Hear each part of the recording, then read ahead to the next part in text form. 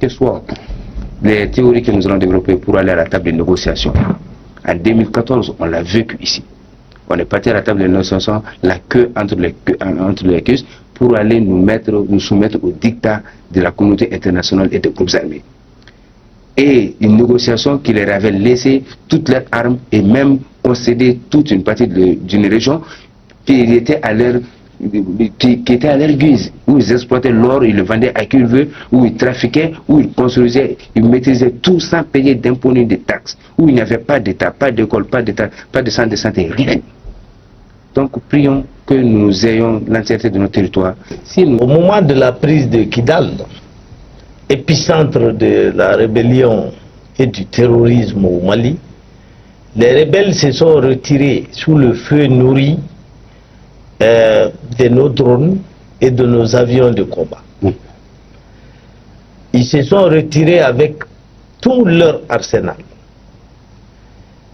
Et pendant ce temps, notre brouille avec les Occidentaux est allée crescendo. Donc il y a lieu de penser que les rebelles ont effectué un repli tactique dans un pays, m'a-t-on dit, qui leur est très très proche et qui est notre voisin. Ils se sont réarmés et ils sont revenus à la charge. Les combats ont commencé et les combats ne cesseront pas. Après ceux de Tizawaten, il y aura des combats dans d'autres localités jusqu'à l'extinction totale des rebelles. Et cette extinction totale des rebelles, justement, c'est ça la gageure. C'est pourquoi je me suis souvent prononcé en faveur d'une discussion.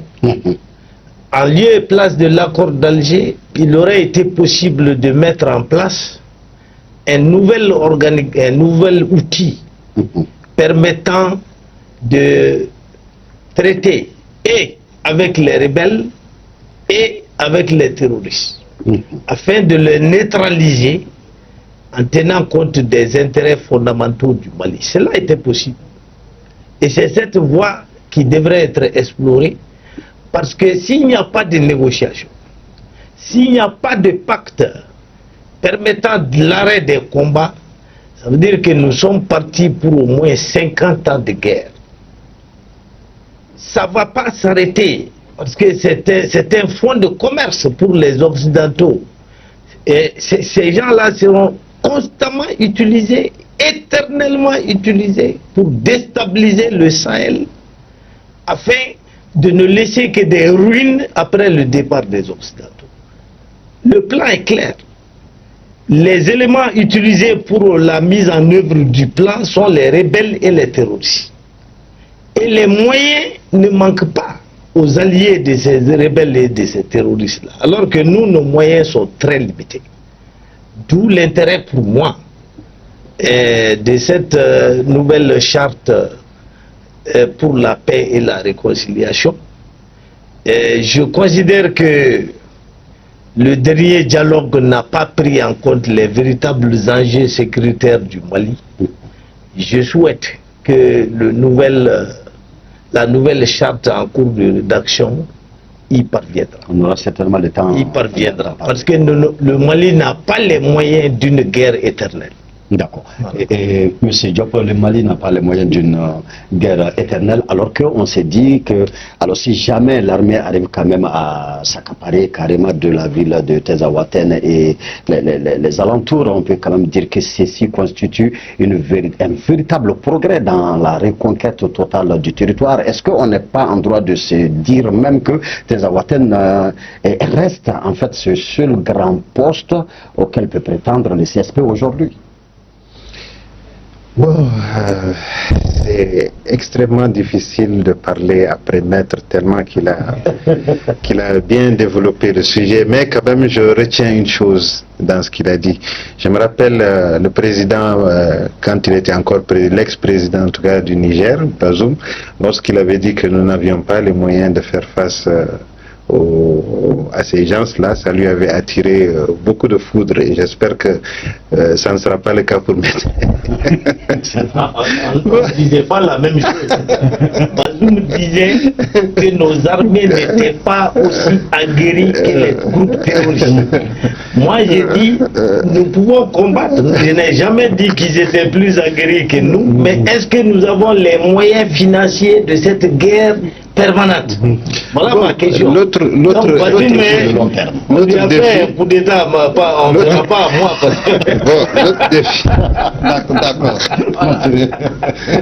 Voilà, donc ça c'était juste une parenthèse, mais je pense que les gens, ils ont tout de suite vu la chose différemment. Pour eux, c'était juste, voilà quoi, on a pris Kidal, Thessalie est tombé, Aguelok et ainsi de suite, donc la bataille est terminée. Oui, peut-être Tenzawaten peut représenter un enjeu pour le CSP, mais c'est difficile de parler réellement d'enjeu parce qu'on les avait vus à un moment donné aller jusque vers le côté de Massina, de Nampala et tout ça. Donc ça veut dire qu'ils ont des moyens d'action de se projeter. Vous savez, dit ça, moi je pense qu'il faut dire un langage de vérité aux gens, quoi. C'est ça qui manque un peu parce que les gens se font trop d'illusions alors que, comme il l'a dit Maître, c'est une guerre qui sera difficilement, on pourra difficilement mettre fin à cela aussi rapidement que possible. C'est une guerre asymétrique.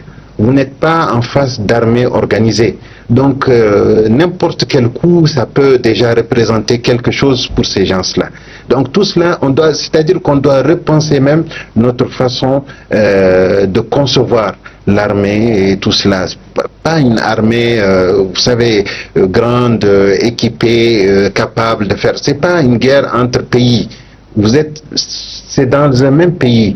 Mettre à parler d'occidentaux, c'est difficile de rentrer dans ce jeu parce que certainement il y a des influences par-ci par-là. Soutien, moi je ne m'aventurerai pas de ce côté. C'est possible, mais pour l'instant, tant que c'est pas encore affiché, c'est difficile. On peut. Mais oui, si c'était le cas. Quand même pas un État, monsieur Diop. Des rebelles qui ne sont pas un État, qui peuvent quand même avoir des armes lourdes, mais forcément, ils ont des soutiens. Quand même, vous savez, il faut pas se leurrer. Libye, ça a été quand même un véritable champ et les gens s'étaient armés. Et même avant cela, après, qu'est-ce qui s'est passé? Lorsque les gens s'attaquaient aux casernes, s'attaquaient souvent pendant 2012, vous les avez vus, s'en prendre aux localités du Nord. En réalité, c'était quoi le but? L'objectif, c'était quoi? Oui, d'étendre leur domination territoriale, mais c'était surtout les armes. C'était quand ils attaquent une caserne ou bien quand ils attaquent une patrouille. Je ne sais pas si vous les voyez, ils sont sur X et autres. Qu'est-ce qu'ils affichent? C'est d'abord le butin de guerre. Et le butin de guerre, c'est pas des humains, c'est pas des ustensiles de cuisine, ce sont des armes. Donc, il faut comprendre que quelque part aussi, il y a une certaine contribution à ça. De ce qu'on laisse. Mais c'est clair. Donc, m'aventurer sur un soutien, oui, c'est possible. Mais pour le moment, quand même, essayons de regarder notre cadre. Maître l'a bien dit, c'est-à-dire que le processus, par n'importe quelle autre solution, il finira sur une table de négociation. Peut-être que, comment dirais-je, peut-être que ça peut être aussi le rapport de force qui détermine l'issue ou bien la forme, le format que va prendre ces négociations, parce que très souvent aussi, quand on négocie, c'est négocier en position de force. On ne négocie pas en position de faiblesse. En tout cas, c'est ce qu'on s'est dit. En 2014, pourquoi les accords ont été tant décriés? Qu'est-ce que les gens disaient? Oui, c'était imposé. Oui, c'est parce que notre armée était faite. Oui, c'est parce que. Vous voyez, donc c'est-à-dire que quelque part, les négociations, il y a toujours un jeu de rapport de force derrière. Mais espérons quand même que tout cela puisse se résoudre aussi rapidement parce que quelle que soit l'issue, ce sont des Maliens qui sont en train de tomber. Ça, au moins, il faut en être sûr. Voilà. Monsieur Diakité. Alors, bonsoir à nos téléspectateurs et merci à Maître pour son développement lumineux et aussi m'assurer avec sa prudence comme d'habitude. Mais vous savez, je commencerai mes propos d'abord par rendre un hommage appuyé et adresser mes prières aux forces armées maliennes qui sont tombées sur le champ de l'honneur et qui tombent encore pour que le drapeau malien reste debout et puisse flotter sur l'ensemble du territoire national. Vous savez, nous avons tous étaient animés d'une grande fierté. Il n'y a pas longtemps, lorsque notre armée est rentrée triomphalement dans la zone de Kidal, et de Ber, d'Agelhok, de Tessalit et Menaka. C'était un moment historique dans la réappropriation de notre outil de défense nationale, mais aussi dans la réaffirmation de notre souveraineté. Surtout que ces exploits étaient adossés à une multitude d'efforts déployés et fondés sur nos propres capacités nationales avec notre propre investissement. Vous savez, après la bataille, on peut dire qu'il n'y a pas eu de bataille à Kidal, si nous nous rappelons, parce qu'il y a eu juste quelques zones de résistance, quelques personnes, mais des personnes qui ont fui, qui se sont éparpillées dans la nature, dans le grand désert. Et Inafak Tezawaten représente les derniers bastions où se sont regroupés, malheureusement pas seulement les groupes armés du CSP et CMA, mais aussi toute la coalition rébello-terroriste de Génim, de l'EIGS et tous les leaders, y compris Al-Gabas Aguintala, qui à travers des vidéos de propagande auraient été aperçus sur le terrain, mais aussi avec d'éminents lieutenants de Yadagali, ou peut-être même on les suturait. Ce qu'il faut aussi signaler, c'est qu'il ne faut pas se leurrer, il ne faut pas se voiler la face. Il y a eu juste une attaque sur une patrouille de l'armée. Une patrouille importante, c'est vrai, vu l'extension de la zone, vu sa grande envergure, mais ça reste une patrouille et non toute l'armada de l'armée malienne constituée. Donc cette patrouille-là qu'ils sont en train d'exhiber, il faut comprendre que c'est une manière de prouver qu'ils existent, qu'ils n'ont pas rendu les armes, ils ne rendront pas les armes, parce qu'ils vivent de cette situation d'anarchie, de cette situation de chaos, de cette situation de désolation qu'ils ont imposée aux populations pendant plus de 12 ans. Et il faut se rappeler aussi qu'ils ont eu des blessés de leur côté, qu'il y a eu résistance farouche, et que nous, on n'a pas capitulé. La patrouille peut-être a rencontré des difficultés, des grandes difficultés, rencontre des difficultés, mais nous nous préparons. Nous continuons sur le terrain et nous sommes déterminés à relever les défis. C'est ce qui est affirmé par la hiérarchie et dans le communiqué. Et aussi, ce qu'il faut savoir, c'est le transfert des blessés sur le territoire algérien. Il faut l'affirmer, il faut le dire. Et aussi avec un soupçon, un très fort soupçon d'appui venu de l'extérieur. Sur ce même plateau, juste au moment où l'offensive était lancée sur les régions du Nord, le Génim a bénéficié d'une négociation avec les Occidentaux pour la libération de leurs derniers otages dans le désert, où ils ont versé pas moins de 20 millions d'euros à ces gens. Au moment même où l'armée malienne... En 2020, il y a eu aussi des échanges d'otages. Et on se demande encore qui sont leurs alliés, qui sont leurs partenaires et d'où viennent leur argent. Parce que des gens privilégient la vie de 2-3 personnes de leurs citoyens, tandis que nous en perdons par centaines, par 200, 300 personnes, et ils leur donnent de l'argent, des milliards, qu'ils vont mettre et dans la nourriture, et dans le carburant, et dans l'armement, pour venir nous imposer les dictats, afin qu'eux puissent avoir le mot pour justifier la nécessité de leur présence sur nos territoires. Parce que la guerre, c'est un business, un très grand business, que ce soit du partenaire russe, que ce soit du partenaire français, c'est un grand commerce qui profite aux puissances. Mais aussi, ce qui vient de se passer révèle aussi une autre facette de notre lutte, de notre détermination. Parce que les images qui ont circulé et les propagandes qui ont circulé a fait plaisir à plus d'un.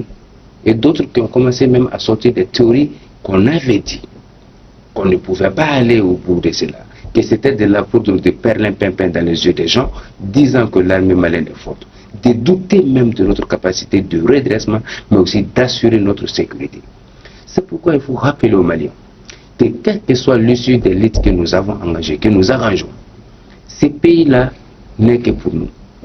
Tout ce que l'armée fera comme engagement sur le terrain, tout ce que ces mômes-là, ces jeunes de 20 ans à 25 ans qui s'engagent dans l'armée en présentant des certificats de célibataires et de non-engagement et de sans-enfants pour aller mourir pour la patrie, sachant qu'ils ne laisseront que des mères et des pères meurtris d'erreur, eux, il faut savoir qu'ils ne le font pas vainement, que nous devons veiller à cela et continuer à les soutenir.